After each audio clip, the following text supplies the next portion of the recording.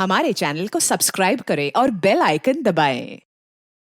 ऐसे morning show वालों को ये भी बड़ी दिक्कत होगी है ना, कभी बर्थडे जैसे साल में सबका एक बार तो आता ही है, कोई कैसा भी हो। तो रात को कभी ज्यादा हो गई हो, हैंगओवर में शो करना पड़े, गुड मॉर्निंग मुंबई, और अंदर मलिश्का ऐसे कर रही होगी। कभी हुआ है?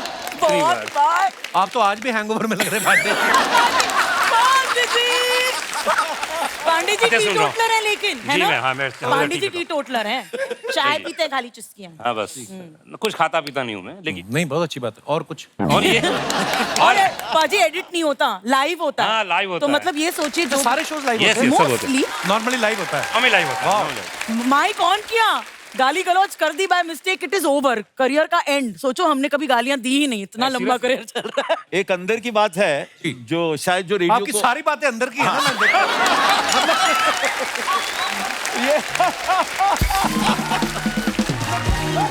कपिल, ये बात खास उन लोगों के लिए है जिन्होंने रेडियो स्टूडियो अंदर से नहीं देखा है कि सब लाइव एज इन लाइव होता है, बट कुछ सेकंड्स होते हैं। अगर आरजे बहुत इंटेलिजेंट हो रेडियो पर शो करने वाला, तो कुछ सेकंड्स होते हैं, अगर मुंह से कुछ बकवास निकल भी गया और वो बटन अगर सही समय पर दबा, किल बटन बोलते हैं उसको, तो बंद वो हो गया। गलती रेडियो की बाहर नहीं जाएगी। बट ये बहुत कठिन काम है, that is one of the most impossible things. अशक्य होता है। अभी किसी ने दबाया आपने वो किसी ने बटन हाँ, मैं live. I was about to ask, मैंने तो नहीं दबाया, अब हमारा स्टूडियो से हटा ही दिया गया अब तो वो। अच्छा, हटाया दिया। पर आपको पता है, जब से आपने गुड मॉर्निंग मुंबई करके लोगों को उठाना शुरू किया ना, जब तक आप नहीं करती थी शो, उसके पहले अर्चना जी ने एक मुर्गा हायर किया था।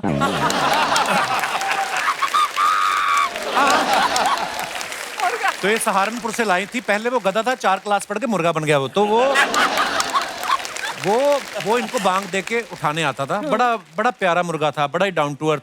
वो पहले किचन में जाता था, इनके देखता था सब्जियां बनी हुई हैं, देखता था बनी हुई, फिर इनको बांग देता था। तो मैं एक दिन इनके घर गया, मैंने पूछा कि ऐसे किचन में क्यों जाते हो? कहता जी मेरे बाप दादा हम लोग पुश्तैनी काम करते आ रहे हैं, तो दादाजी और पिताजी दोनों बांग देने आए थे, आज तक पता नहीं चला कहाँ है। तो जिस दिन आपका शो आया ना, जैसे आपने मुंबई को उठाया, उसी रात इन्होंने मुर्गा उठा लिया वो। तो मतलब मत रो मुर्गे। जब पांडे जी को आप देखो ना, इतना भोला भाला चेहरा तो इनकी, लेकिन अगर आप आवाज सुनो, बड़ी लगता नहीं कि इतनी बेहतरीन दमदार आवाज इनकी होगी। नॉर्मली ऐसी आवाज लड़के के बाप की होती है, लड़कों की, इनकी खुद की है। भाई आपको कभी किसी ने हल्के में लिया है? मतलब आपने कभी किसी को प्रपोज किया हो तो उस लड़की ने कहा हो कि इतनी भारी आवाज मैं तो दब जाऊंगी भाई मैं, ऐसा हुआ कभी पांडे जी आपके साथ? नहीं, पर साधारण इंसान जब जिंदगी में मिलती है तो दिखता एकदम कैसे दिखता हूँ, तो ये वो, मैंने कहा जी आप बिल्कुल सही कह रहे हैं। ये बड़ा बेस यार। हाँ भाई, इतना ही बोलना पड़ता है बस। जी आपने बिल्कुल सही कहा, जी क्या प्रॉब्लम थी। तो अच्छा, अपना स्केल होता है, आप जहाँ पे सेट कर लो, है ना? जैसे मेरे को आदत है, इतने लोग बैठे हुए हैं, अच्छा ये आपको पता है, ये स्केल होता है। नहीं, नॉर्मल कभी कभी मैं 1-2 बार कभी सी हीरोइन को बहुत पसंद है, तो उसको, तो नेक्स्ट प्रोजेक्ट आपका क्या है? तो मुझे लगता है कि बेस वाली आवाज अच्छी लगती है लोगों को। उसके रीजन है उसके पीछे जी। कि जब क्राउड बहुत होता है तो आप हाई पिच में बात करते हो, और कैसे यार कपिल तुम मेरे बैठे ना, लेकिन पर्सनल जिंदगी में मेरी बहुत बेस में आवाज है। हाँ। लेकिन इतनी बेस है कि वो वाइब्रेशन होता है, हैं? तो हाँ जी, क्या चल रहा है, ये मेरा व्यक्तिगत आवाज नीचे है। ऐसे से होता है कुर्सी में, है ना? बच्चन साहब को बड़े पर्दे पे देखे हैं थिएटर में, तो जिस कुर्सी पे आप बैठे होते वो थोड़ी नीचे गर गर करती। रजा मुराद साहब भी, हमारे शहर की कुछ औरतें आपके गांव की तरफ आई हुई हैं। तो वो होता है ना।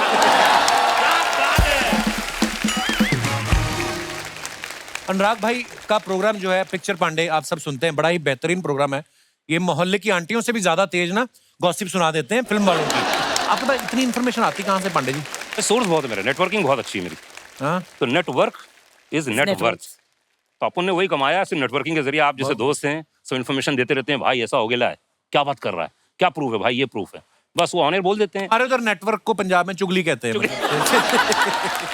आओ बहन चुगली करें। ऐसे पता है, जब कोई फिल्म स्टार ये भूल जाता है ना, मैंने अपनी वाइफ को दूसरी एनिवर्सरी पे क्या गिफ्ट दिया था, तो वो अनु कपूर साहब को फोन करते हैं, वो फिर बताते हैं, ओ जी आप कांस में गए थे, वहां पे आपने घुटनों के बल ये दिया था। कभी किसी ने आपसे ट्रिविया लेने के लिए फोन किया? कई बहुत सारे लोग हैं, बहुत सारे। उनकी पुरानी फिल्म नहीं मिलती है, मैंने आज तक तकरीबन 9-9,500 फिल्में देखी हैं। बाप रे। हाँ, और मुझे वहाँ याद रहता है, मतलब। अच्छा जी। और वही घर में मार इसी बात पे पड़ती थी कि तुमको याद रहता है कि बच्चे ने कौन सा शर्ट किस हीरोइन के साथ कब पहना था और ये गाना कब गाया था, ये याद नहीं रहता है कि इसका मैथ्स क्या करने का है। अब नहीं याद रहता तो नहीं याद। तो घर वाले डांटते थे इस बात? बहुत जम के। मेरे फादर डॉक्टर हैं और खानदान प्रतिष्ठा, क्या कर रहे हैं आप, ये ऑर्केस्ट्रा आके वो बीच में ड्रम बांध के नाचेंगे आप? मैंने हाँ करता था। जब आपको पहली बड़ी सैलरी मिली तो आपने पिताजी के सामने नोट गिने? ये देखो हैं? अरे मजाक मत करो यार, अभी बताता हूँ 8 साल पहले हुआ। अच्छा। एक मैं शो होस्ट कर रहा था, बहुत बड़ा शो, सोनू निगम साहब, सुनिधि, बहुत बड़ा शो हिंदुस्तान का।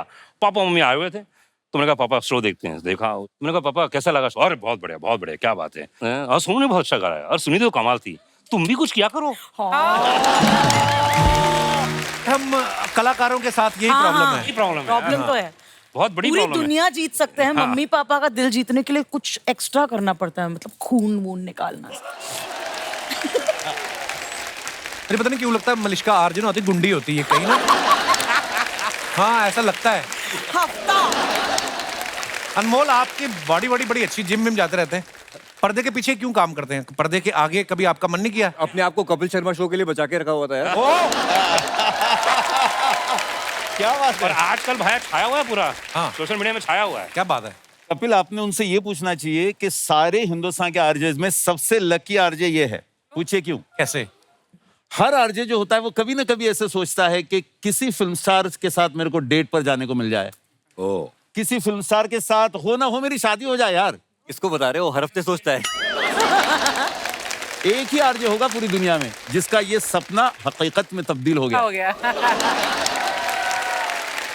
आप जानते हैं ये शख्स जो यहाँ बैठे हैं ये किसके शौहर हैं?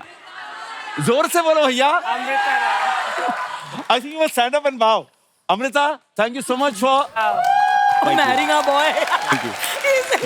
हमारे रेडियो की बंदे शादी की। Amrita Rao, thank you so much radio इस फील्ड की इज्जत को आसमां पर पहुंचाने के लिए। And thank you Anmol. अब तो ऐसा कह रहे हैं जैसे शादी से पहले जेल में थे ये। पर ऐसे मतलब उन्होंने, देखिए प्यार मोहब्बत हो जाता है पर उसके लिए मुंह भी तो दिखाना पड़ता नहीं जीतू भाई। अगर आप किसी को मुंह ही ना दिखाएं और आप एक्सपेक्ट करें कि मेरी भी किसी एक्ट्रेस से शादी हो। बिना मुंह दिखाए इतने साल रेडियो पर हूं, यानी भी और कम से कम 50 साल, तो मेरे पेंशन का कोई बंदोबस्त नहीं है। बहुत बढ़िया।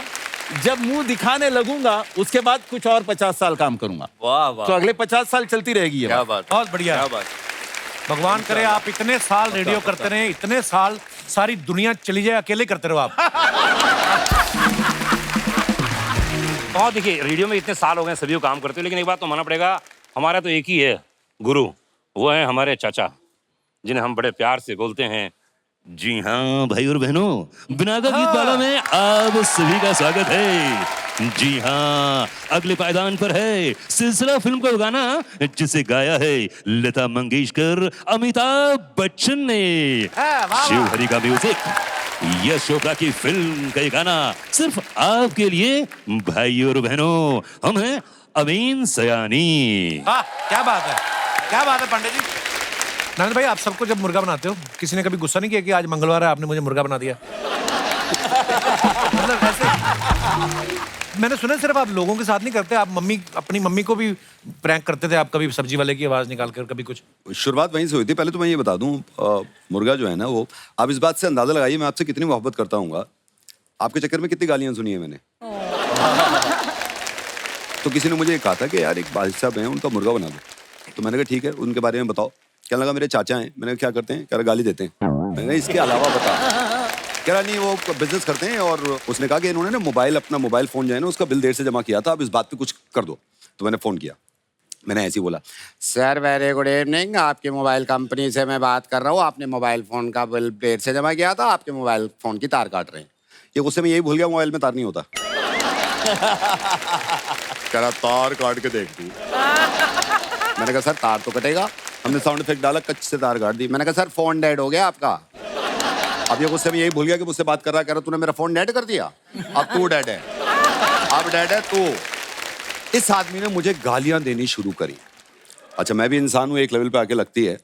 जब मुझसे बर्दाश्त नहीं हुआ तो मैंने कहा सर सॉरी, आरजे नवेद बोल रहा हूँ। ये सुनने के बाद सबसे बड़ी वाली गाली दी।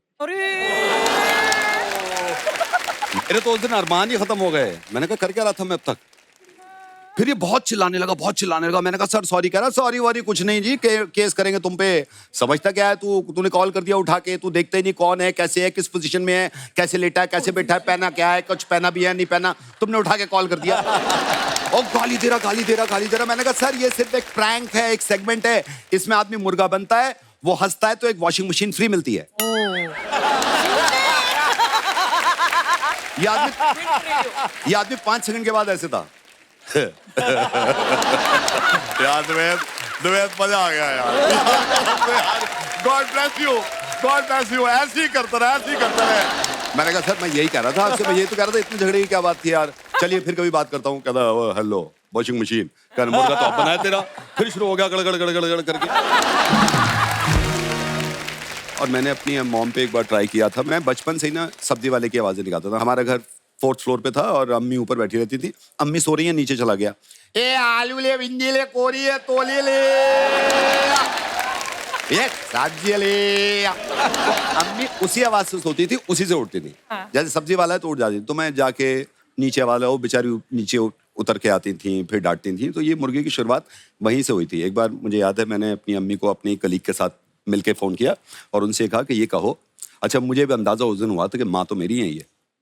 मैंने कहा ये कहो कि नवेद ने शादी कर ली है मुझसे और आपका एक पोता भी आज तक बताया नहीं है। Oh my God. अब उस लड़की ने फोन किया, वो बोली कि अम्मी बुरा मत मानिएगा, मैं नवेद की बीवी बोल रही हूँ। तो अम्मी बोली या अल्लाह कौन? नवेद की बीवी। अम्मी ने कहा 21। बोली आप घबराइए मत, हम आपका ख्याल रखेंगे, आपका पोता भी। अम्मी बोली नहीं घबरा नहीं रही, 21। फिर वो कहने लगी, अब वो मुझे इशारा कर रही, क्या कह रही है 21? बोली अम्मी आप बेफिक्र रहिए, मैंने नवेद को भी समझा लिया, हम आपका जिंदगी भर ख्याल रखेंगे, हमसे गलती हो गई, आप हमें एक्सेप्ट कर लीजिए। बोली नहीं बेटा 21। तो तनिष्का बोली अम्मी आप 21 क्या कर रही हैं? बोली 20 शादियां तो कर चुका है ऐसे कर करके, तुम 21 भी हो, तुम भी आ जाओ, तुम्हें भी ले। मिस स्मार्ट है। For more updates, subscribe to our channel, click the show links and enjoy watching the videos.